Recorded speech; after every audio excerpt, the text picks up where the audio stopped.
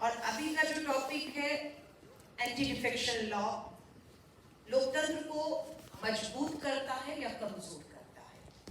अभी तक की राय ये है कि एंटी डिफेक्शन लॉ होना चाहिए, लेकिन ये कमजोर है, इसे मजबूत बनाना चाहिए। एंटी डिफेक्शन लॉ राजस्थान की बात आई, सरकार गिराने नहीं, सरकार बचाने के लिए पार्टी मर्ज हुई जो बीएसपी के क्षेत्र, हाँ, सरकार बचाने के प्रयास में एक स्थिर स्टेबल गवर्नमेंट के प्रयास हुआ।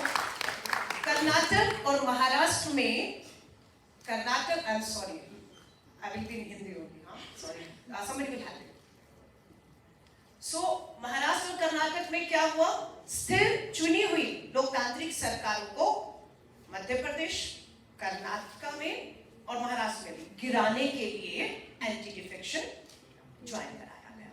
स्पीकर की भूमिका आती है कि लोकतंत्र ने तो इस सरकार को चुना है, 5 साल के लिए चुना है, बहुमत के लिए चुना है, और अब एमएलए एमपी स्विच करके एक सरकार को गिराते हैं। और उसमें लालच क्या है, पैसे का, पावर का, पोजीशन का, कि आपको ये 3 चीज मिलेगी, आप हमारे पास आ जाएंगे। मणिपुर नहीं, वो अलग डराने धमकाने वाली बातें अलग है, ईडी का भी है कि आपके ऊपर भ्रष्टाचार के मामले हैं, ठीक है, अगर आप कह रहे हैं तो अजीत पवार जी का ईडी का मामले बंद हो गए, छगन भुजबल जी के, नारायण राणे के सारे ईडी के मामले बंद हो गए क्योंकि वो भाजपा में अब आ गए पावर में। तो ये भी एक है आपको डराने का। मैं आती हूँ मणिपुर में। मणिपुर में अलग उदाहरण है, कांग्रेस की स्थिर सरकार चल रही थी, विधायकों ने स्विच कर लिया, बीजेपी के साथ चले गए, सरकार बीजेपी की बन गई। अब इन विधायकों की सदस्यता जानी चाहिए थी, फैसला किसको करना था, स्पीकर को करना था। अब वही बात जो सुष्मिता जी ने कही, फैसला कितनी देर में, उसकी कोई लिमिट नहीं है, 1 दिन में, 1 साल में या 3 साल में। मणिपुर में 3 साल तक फैसला नहीं हुआ। एंटी डिफेक्शन लॉ कहता था कि इनकी सदस्यता जानी चाहिए और इन्हें दोबारा लोकतंत्र में चुनाव में जाना चाहिए, लेकिन स्पीकर ने ठंडे बस्ते में मामला डाल दिया और 3 साल तक मणिपुर में कांग्रेस के विधायक भाजपा में मंत्री बने रहे। मामला पहुंचा सुप्रीम कोर्ट। सुप्रीम कोर्ट ने गाइडलाइन दी कि अब समय सीमा तय करनी होगी। उन्होंने तय किया 3 महीने अधिकतर में आपको ये फैसला स्पीकर को करना होगा।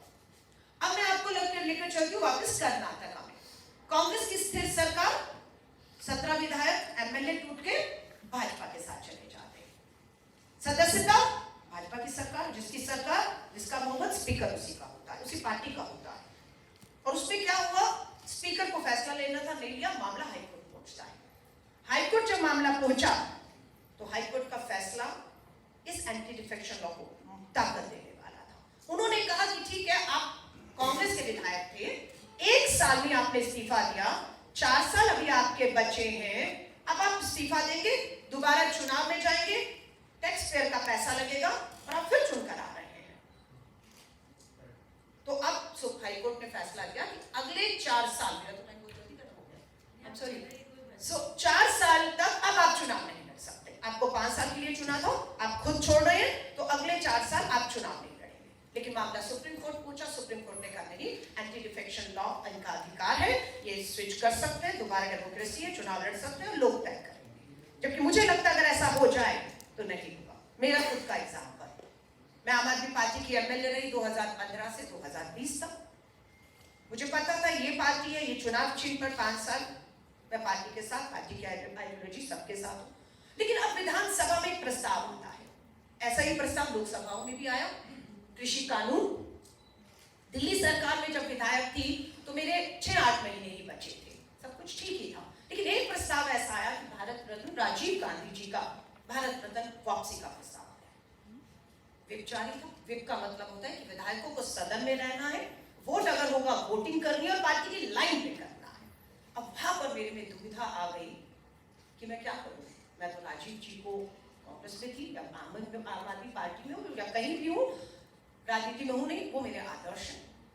देश के सबसे युवा प्रधानमंत्री, पंचायती राज से लेकर नगर निगमों में महिलाओं को आरक्षण देने वाले, 18 साल के युवाओं को वोट का अधिकार देने वाले, देश के लिए कुर्बान हो जाने वाले, शहादत दी उन्होंने, मात्र कम उम्र में ही वो तमिलनाडु के पेरंबलूर में शहीद हुए और उनको भारत रत्न दिया गया, वो वापस लेने का प्रस्ताव। लेकिन अब मेरे पास रास्ता ये था, या तो एंटी डिफेक्शन लॉ में मैं पार्टी की लाइन के खिलाफ वोट करूं कि यहाँ वापस होना चाहिए और या मैं अपनी सदस्यता की परवाह ना करूं जिस पे एंटी डिफेक्शन लॉ लागू होगा और मेरी सदस्यता जाएगी।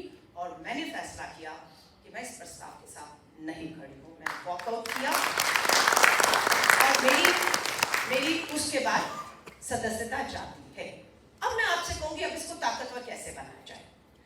कृषि कानून जब लॉकडाउन में, तालेबंदी में अध्यादेश से थोप दिया गया देश में, कोई चर्चा नहीं, इतना बड़ा कानून आ रहा है, सालों आंदोलन चला, 700 किसान शहीद हो गए, बहुत से भाजपा के नेताओं ने भी कहा हम भी चाहते थे ये कानून किसानों के विरुद्ध है, लेकिन हमें पता था कि इस कानून को जब टेबल किया जाएगा अध्यादेश के बाद, हम अगर वोट इसके खिलाफ करेंगे तो हम सबकी सदस्यता जाएगी। तो मजबूरी में बहुत से कानून ऐसे हैं जिसे विधायक सांसद ना चाहकर भी उन्हें वोट करना पड़ता है। अब यहां मेरा ये मानना है कि जब आपने जिस सरकार के चुनाव जीतकर 5 साल के लिए चुने हैं, जब तक उस सरकार को कोई खतरा नहीं है, वो सरकार गिर नहीं रही। अगर कोई ऐसी बात आती है कि सरकार गिर रही है और आपका वोट मायने है, तो आपको सरकार के साथ खड़ा होना और आपको अपनी वो सरकार बचानी है जिसके चुनाव चिन्ह पर या पार्टी पर आप जीत कर आए। लेकिन बात भी क्यों होना है? लोकतंत्र रखिए ना पार्टियों के भीतर, सदन के भीतर, कि हर बार भी क्यों? यूसीसी, सीएए, कृषि कानून और बहुत से कानून आएंगे, चर्चा होने दीजिए और अपने अपने मत से लोकतंत्र में तय करने दीजिए, क्योंकि सरकार को खतरा नहीं है, सरकार बनी रहेगी। लेकिन कानून अगर देश के खिलाफ लग रहा था, कृषि कानून, तो भाजपा के सांसदों को हक होना चाहिए था वो खिलाफ वोट करें और कृषि कानून गिर जाए, 700 किसान शहीद होने से बच जाए। तो ये तरीके और स्पीकर की भूमिका बहुत महत्वपूर्ण है। स्पीकर, अगर विधायक या सांसद स्पीकर की पार्टी से है और वो किसी पार्टी में जाता है, 1 मिनट नहीं लगता उसकी सदस्यता रद्द।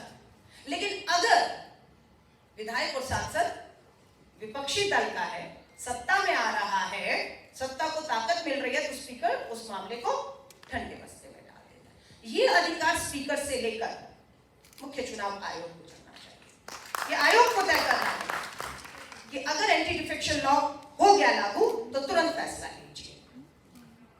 ये अधिकार स्पीकर के पास है आज तक। अब सचिन तेंदुलकर जी नॉमिनेट हुए राज्यसभा के लिए, आई थिंक 12 लोग हैं जो नॉमिनेट होते हैं राज्यसभा के लिए। अब उन पे एंटी डिफेक्शन नॉमिनेशन, ये तो इलेक्शन की बात कर रही थी, जो नॉमिनेटेड है, वहां पर भी मैंने देखा कि अगर 6 महीने के अंदर नॉमिनेटेड राज्यसभा सांसद चाहे तो वो जिस पार्टी से है या इस्तीफा देकर कहीं भी जा सकता है, उसमें एंटी डिफेक्शन लॉ लागू नहीं होगा। लेकिन 6 महीने के बाद अगर नॉमिनेटेड राज्यसभा सांसद है या कोई वो जाएगा तो उसमें एंटी डिफेक्शन लॉ लागू होगा। सो अब आपको सोचना है, हम हिंदुस्तान की राजनीति का आज है। सुष्मिता जी लोकसभा में रही, राज्यसभा में रही, मैं 4 चुनाव लड़ी, 2 जीती, 2 निकल गए 4 में से।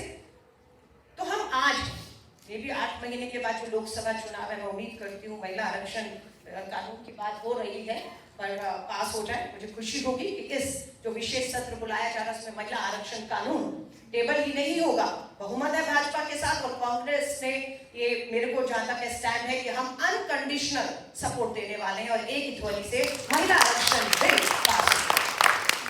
तब मैं और सुष्मिता जी नहीं, रीना जी भी मोहताज नहीं है कि महिला आरक्षित होगी तभी वो आएंगी पार्लियामेंट में। हम लोग उसके आरक्षण के बिना पहुंच गए हैं, लेकिन बहुत सी महिलाओं के लिए दरवाजे खुल जाएंगे।